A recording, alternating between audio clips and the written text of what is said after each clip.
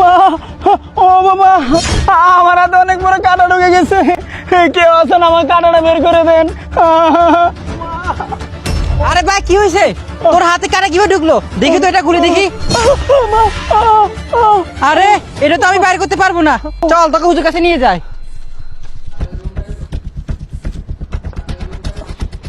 আরে হুজুর দাঁড়ান।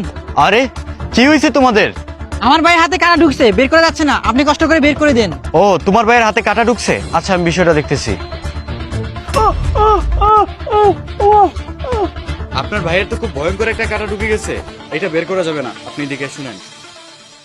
আপনার ভাই হচ্ছেন একজন নামাজি ব্যক্তি। উনি যখন নামাজ পড়েন তখন খুব মনোযোগ সহকারে নামাজ পড়েন।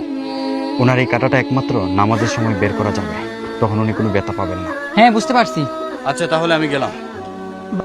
আরে ভাই, হুজুর তো চলে গেল, আমার কাঁটা বের করবে না? ভাই আদম তো দিয়ে ফেলছে, আগে নামাজটা পড়, তারপরে তোর কাটার বিষয় আমি দেখতেছি। ঠিক আছে ভাই, চলো।